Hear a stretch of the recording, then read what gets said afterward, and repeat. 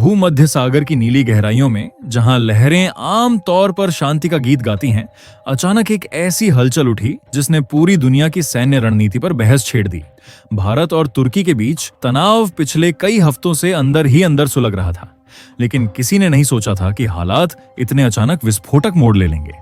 कहानी की शुरुआत होती है भारत के आधुनिकतम युद्धपोत आईएनएस त्रिकंद से, जो एक बहुराष्ट्रीय समुद्री अभ्यास में हिस्सा लेने भूमध्य सागर की ओर बढ़ रहा था। ये तो एक सामान्य सैन्य कवायद थी, लेकिन जैसे ही त्रिकंद अंतरराष्ट्रीय जल क्षेत्र में आगे बढ़ा, अचानक तुर्की की नौसेना के तीन युद्धपोतों ने उसे चारों तरफ से घेर लिया। तुर्की ने इसे सुरक्षा जांच का नाम दिया, लेकिन हकीकत सबके सामने थी। यह भारत की बढ़ती नौसैनिक ताकत को परखने और अप्रत्यक्ष तौर पर एक सख्त चेतावनी देने की कोशिश थी। उस पल भूमध्य सागर की शांत सतह के नीचे तनाव की लहरें उठ चुकी थीं और संकेत साफ था, मामला अब सामान्य अभ्यास से कहीं आगे जा चुका है। भारतीय नौसेना ने शुरुआत में वही किया जो एक जिम्मेदार शक्ति करती है, संयम। त्रिकंद से साफ शब्दों में रेडियो संदेश भेजा गया, यह अंतरराष्ट्रीय जल क्षेत्र है। तुर्की नौसेना तुरंत अपनी आक्रामक पोजीशन से पीछे हटे, लेकिन तुर्की ने मानो इस चेतावनी को अनसुना कर दिया, बल्कि दूरी और कम कर दी, जैसे कि अगले ही पल कोई टकराव शुरू करने की तैयारी हो। समंदर की लहरें शांत थीं, मगर माहौल बारूद की तरह भरा हुआ। यही वह क्षण था जब नई दिल्ली ने सीधे कंट्रोल संभाल लिया। भारत ने अंकारा को सख्त संदेश थमाया, 8 घंटे के भीतर पीछे हटो, वरना निर्णायक कार्रवाई होगी। ये अल्टीमेटम सुनते ही तुर्की की सत्ता के गलियारों में हड़कंप मच गया। राष्ट्रपति के सुरक्षा सलाहकारों ने आधी रात आपात बैठक बुलाई। नौसेना प्रमुख, विदेश मंत्रालय और खुफिया एजेंसियों के अधिकारी मेज पर मौजूद थे। उधर दिल्ली में भी हालात उतने ही गंभीर थे। प्रधानमंत्री कार्यालय और रक्षा मंत्रालय में तीनों सेनाओं के प्रमुखों के साथ गहन समीक्षा चली। ये पहला मौका था जब भारत ने किसी नाटो सदस्य देश को इतने साफ, इतने सीमित समय में अल्टीमेटम सुनाया था। और असर? अंकारा के चेहरों पर वह बेचैनी साफ झलक रही थी, क्योंकि अब उन्हें समझ आ चुका था, भारत मजाक नहीं कर रहा। तुर्की के बंदरगाहों पर जैसे ही अलार्म बजा, पूरा नेवी बेस चौकन्ना हो गया। जहाजों के इंजन गरजने लगे, रडार स्क्रीन पर हर हरकत की बारीकी से नजर रखी जाने लगी। अंकारा चाहता था दुनिया से इस खबर को छुपाना, लेकिन आसमान में घूमते सैटेलाइट और ओशन ट्रैकिंग सिस्टम ने सब भांडा फोड़ दिया। स्पष्ट दिख रहा था कि तुर्की के वारशिप भारत के त्रिकंद के चारों तरफ शिकारी भेड़ियों की तरह घेरा कस रहे हैं। दिल्ली से भी मैसेज साफ चला गया, भारत पीछे नहीं हटेगा। और इसी के साथ अरब सागर से 2 और युद्धपोत रवाना कर दिए गए। अब तस्वीर ये थी कि तुर्की का दबाव भारत पर नहीं, बल्कि भारत का दबाव तुर्की पर दिखने लगा। सिर्फ जहाज ही नहीं, खेल इससे कहीं बड़ा था। भारत ने भूमध्य सागर के पूरे इलाके को स्पेशल ऑपरेशन जोन घोषित कर दिया। आदेश था, त्रिकंद अगर जरा सी भी आक्रामक हरकत देखे तो पलटवार में एक पल भी देर न करे। इसके अलावा भारत के साइबर वॉरफेयर और इलेक्ट्रॉनिक जैमिंग यूनिट्स पहले से एक्टिव हो चुके थे, यानी अब तुर्की की कम्युनिकेशन लाइन किसी भी वक्त ब्लैकआउट हो सकती थी। और फिर सबसे तगड़ा मोड़ आया, भारत ने पूरी कहानी संयुक्त राष्ट्र में रख दी। साफ कहा गया, हमने धैर्य दिखाया है, लेकिन अगर हमारी सीमाएं लांघी गईं तो भारत चुप नहीं बैठेगा। यही बयान तुर्की के लिए असली झटका था, क्योंकि अब यह मुद्दा सिर्फ 2 देशों के बीच का झगड़ा नहीं रहा, पूरी दुनिया की नजरों के सामने खुल चुका था। अब माहौल ऐसा है जैसे हर सेकंड कोई बड़ा धमाका होने वाला हो। समुद्र की सतह पर वॉरशिप्स आमने सामने हैं, आसमान में निगरानी ड्रोन घूम रहे हैं, और लहरों के नीचे भारत की परमाणु पनडुब्बियां किसी अनदेखी परछाई की तरह खामोश इंतजार कर रही हैं। तुर्की समझ गया है, खेल अब उसके हाथ से निकल चुका है। अब सिर्फ समुद्र ही नहीं, दुनिया के पावर सेंटर भी हलचल में आ गए। वॉशिंगटन, पेरिस, मॉस्को की भी चर्चाएं तेज हो उठी। कारण साफ था, भारत तुर्की टकराव अगर बड़ा हुआ तो भूमध्य सागर पूरा जटिल राजनीतिक मैदान बन सकता था। तुर्की के सामने 2 ही विकल्प थे, या तो भारत की मांग मानकर पीछे हटो, या सीधा सैन्य भिड़ंत की राह पर चल पड़ो। पर उसकी आन-बान दिखा रही थी कि वह जल्दबाजी में कोई गलत फैसला नहीं लेना चाहता। तुर्की की झिझक इस बात का सबूत थी कि उसे भारत की सख्त चेतावनी हल्के में नहीं लेना चाहिए। इस बार भारत का रवैया किसी समझौते के मूड में नहीं था, न झुकना, न मिलीभगत। रणनीतिक सर्कलों की माने तो दिल्ली के पास पिन पॉइंट तरीके से इलेक्ट्रॉनिक क्षमताओं को बंद करने की ताकत मौजूद थी। बिना बड़े हमले के ही तुर्की के जहाजों को काम न करने वाला बना दिया जा सकता था। मतलब गोला बारूद नहीं, बल्कि तकनीक से खेल खत्म करना संभव था।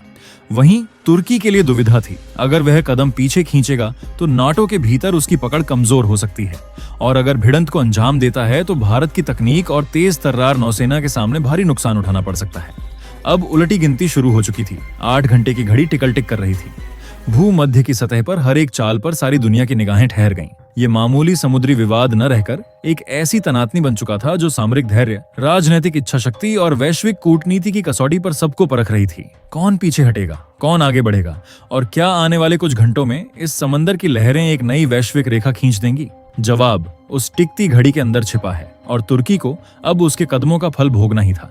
भूमध्य के पानी में उफनती खबर ने सबको हिलाकर रख दिया है। जो खामोश खिंचाई कभी सपने में भी जाहिर नहीं हुई थी, आज वही हकीकत बन चुकी है। नई दिल्ली ने पहले चेतावनी दी और फिर उस चेतावनी का समय खत्म होते ही फैसला कर दिखाया।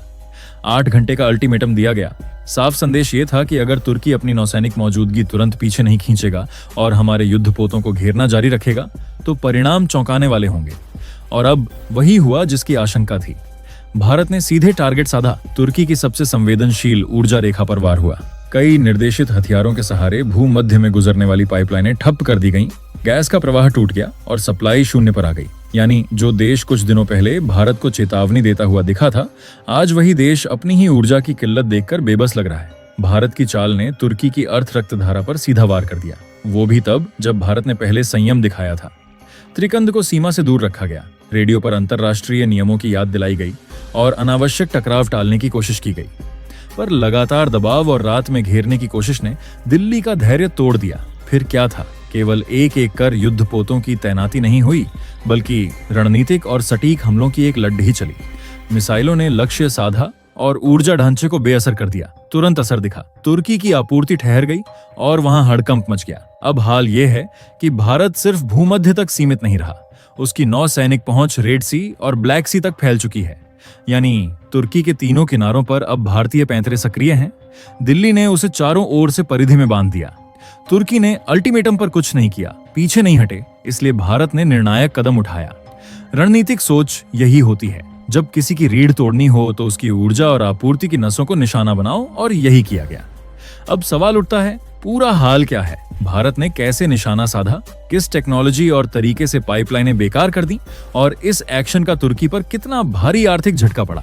ये सब अगले हिस्से में विस्तार से बताएंगे। तो चैनल पर बने रहो, क्योंकि अभी कहानी का असली सिरा खुलने वाला है। रिटेलिएशन की संभावनाएं, कूटनीतिक प्रत्युत्तर और वैश्विक असर सब यहीं सामने आने वाला है। लेकिन उससे पहले अगर आप वीडियो देख ही रहे हो तो बस 1 सेकंड निकालकर लाइक बटन दबा दो और चैनल को सब्सक्राइब कर लो। आपके लिए 1 सेकंड होगा, लेकिन हमारे लिए बहुत बड़ी मदद है। दरअसल दोस्तों, असली खेल शुरू हुआ तुर्की की उसी भूल से जिसने हालात को चिंगारी दी। मामला था जिब्राल्टर के पास का, जहां तुर्की ने भारत के रास्ते में आकर रोक लगाने की कोशिश की। जरा सोचिए, तुर्की जैसा देश भारत को अल्टीमेटम देने लगे, ये बात दिल्ली के लिए चेतावनी से कम नहीं थी। भारत ने शुरुआत में इसको नजरअंदाज किया, शांत रहकर अपना मिशन जारी रखा। दिल्ली ने सोचा कि बिना वजह की झड़प में पड़ने का कोई मतलब नहीं। लेकिन जब तुर्की की नेवी ने रेडियो पर लगातार चेतावनियां देनी शुरू कर दी, पीछे हटो, तुम गलत जगह पर हो, तो यहां से कहानी ने मोड़ लिया। असलियत ये थी कि भारतीय युद्धपोत तुर्की की सीमा से करीब 1500 नॉटिकल माइल दूर था। यानी दूरी इतनी थी कि तुर्की का कोई दावा ही नहीं बनता। इसके बावजूद बार बार धमकियां, बार बार दबाव, यही वो बिंदु था जहां भारत ने चुप्पी छोड़ने का फैसला किया। ये पूरी घटना उस वक्त हो रही थी जब भारत समुद्रों में अपनी ताकत का दायरा बढ़ा रहा था। भूमध्य सागर में चल रहे अंतर्राष्ट्रीय अभ्यास में भारत की मौजूदगी सिर्फ एक एक्सरसाइज नहीं, बल्कि उसकी बढ़ती नौसैनिक शक्ति का ऐलान थी। यही एक्ट ईस्ट और एक्ट वेस्ट पॉलिसी की असली झलक थी। भारत यह दिखाना चाहता था कि वह केवल हिंद महासागर तक सीमित नहीं, बल्कि दुनिया के हर सामरिक जलमार्ग पर उसकी उपस्थिति है, ताकि व्यापारिक रास्ते भी सुरक्षित रहें और दुश्मन देशों को भी भारत की असली क्षमता दिख सके। मिशन के समय भारत की नौसेना की एक टास्क फोर्स भूमध्य की खुली लहरों में तैनात थी, और यह हर कदम कानून के दायरे में था। मामला साफ था, भारतीय पोत किसी भी देश की समुद्री सीमा में दाखिल नहीं हुए थे। दूरी इतनी थी कि तुर्की की हर दलील तार्किक रूप से बेअसर। लगभग 1500 नॉटिकल माइल की दूरी पर थे हमारे जहाज, यानी अनक्लोज, यानी United Nations Convention on law of the sea के किसी भी उल्लंघन से दूर। फिर भी माहौल अचानक बदल गया। तुर्की के जहाजों ने रेडियो पर चेतावनियां भेजनी शुरू कर दी। कठोर सुर में कहा गया कि ये जहाज उनके पानी में घुस आए हैं और तुरंत लौट जाओ। इन संदेशों में धमकी की साठगी और अल्टीमेटम का रंग साफ दिखाई दे रहा था। लौटे नहीं तो कार्रवाई होगी। ये सुनकर भारत चौंका, क्योंकि सच्चाई कुछ और ही थी। हमारे जहाज उनकी सीमा के पास तक भी नहीं पहुंचे थे। शुरू में दिल्ली ने इसे संवाद की खामी माना और संयम से काम लिया। नीति सधी हुई थी, जब तक कोई देश हमारे ऑपरेशन में सीधे अड़चन न डाले, भारत भिड़ंत की पहल नहीं करता। इसी रणनीति के चलते त्रिकन टास्क फोर्स ने अपनी गति नहीं बदली, ऑपरेशन जारी रहा। यह संदेश भी देना था कि कमजोर पड़कर पीछे हटना एक खतरा बन सकता है। अगर आज झुक गए तो कल और देश भी इसी तरह दावे कर भारत के समुद्री मिशनों में रुकावट डाल देंगे। भारत ने इस पूरे मसले को ठंडे दिमाग और अंतर्राष्ट्रीय नियमों के हिसाब से हैंडल किया, लेकिन यह सब महज इत्तेफाक नहीं था। असल कहानी गहरी थी। पिछले कई सालों से तुर्की भारत के खिलाफ हर बड़े मंच पर नकारात्मक एजेंडा चला रहा था। कभी कश्मीर का मुद्दा उठाना, कभी यूएन में भारत की नीतियों पर सवाल खड़े करना। तुर्की ने पाकिस्तान के साथ मिलकर भारत को डिप्लोमेटिक तौर पर घेरने की पूरी कोशिश की थी।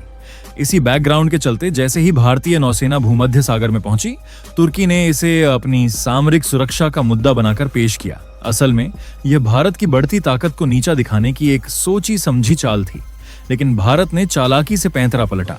अल्टीमेटम का जवाब देने के बजाय भारत ने अपने मिशन को बिना रुके आगे बढ़ाया और साथ ही दुनिया को यह दिखाने की तैयारी भी शुरू कर दी कि असली खेल तुर्की का है। दिल्ली से सीधा एक डिटेल्ड रिपोर्ट तैयार हुई और उसे इंटरनेशनल मैरीटाइम ऑर्गेनाइजेशन और अनक्लोज तक भेजा गया। रिपोर्ट में साफ बताया गया कि भारतीय जहाज अंतरराष्ट्रीय जल क्षेत्र में ऑपरेट कर रहे थे और तुर्की के सारे दावे झूठे और गढ़े हुए हैं। भारत ने यह भी साफ कर दिया, तुर्की न केवल झूठ फैला रहा है, बल्कि पूरी दुनिया के सामने समुद्री स्वतंत्रता के सिद्धांत को तोड़ने की कोशिश कर रहा है। इधर तुर्की पीछे हटने के बजाय और भड़क उठा। उसकी नौसेना ने बार बार रेडियो पर भारतीय जहाजों को वार्निंग टोन भेजना शुरू कर दिया। हर मैसेज में वही घमंड, वही धमकी, लेकिन भारत चुपचाप अपनी चाल चल रहा था। भूमध्य सागर की खामोशी अचानक टूट गई। तुर्की ने सोचा था कि भारत को रोकना आसान होगा। उसने अपने 2 फ्रीगेट्स सीधे भारतीय जहाजों के करीब भेजे। मकसद साफ था, दबाव डालना। लेकिन भारतीय नौसेना ने एक पल के लिए भी घबराया नहीं।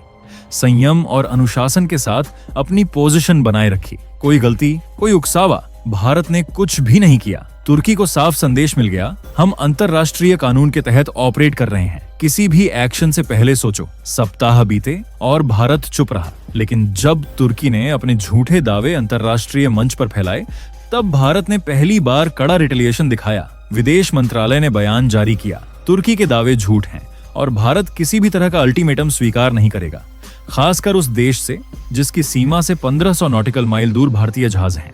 भारत ने चेताया, अगर तुम्हारा आक्रामक रवैया जारी रहा तो हमारे जहाजों और ड्रोन हर कदम पर तुम्हारी गतिविधियों पर नजर रखेंगे। जरूरत पड़ी तो हम अपनी नौसेना पूरी ताकत के साथ तैनात करेंगे।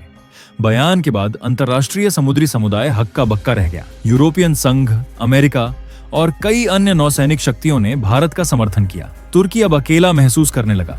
इसके बाद भारत ने भूमध्य सागर में एक शक्तिशाली नौसैनिक अभ्यास शुरू किया। फ्रांस, इटली और ग्रीस के जहाज शामिल हुए। यह अभ्यास सीधे तुर्की के प्रभाव क्षेत्र के पास था, एक साइलेंट मैसेज कि भारत किसी भी दबाव में नहीं झुकेगा और अगर चुनौती मिली तो जवाब रणनीतिक और निर्णायक होगा। दोस्तों, अब सवाल यह है, तुर्की का अगला कदम क्या होगा? क्या वह पीछे हटेगा या फिर भारत के सामने अपनी ताकत दिखाने की कोशिश करेगा? और दोस्तों, क्या आपके हिसाब से भारत को तुर्की पर और ज्यादा कड़े एक्शन लेने चाहिए? हाँ या ना? अपनी राय कमेंट में जरूर बताएं। और दोस्तों, ये थी आज की बड़ी खबर जो काफी रिसर्च और मेहनत के बाद हमने आपके सामने रखी है। तो अगर आप हमारी मेहनत को सपोर्ट करना चाहो तो वीडियो को लाइक और चैनल को सब्सक्राइब करके अपने दोस्तों से शेयर कर दें ताकि उन्हें भी ये जानकारी मिल सके। जय श्री राम।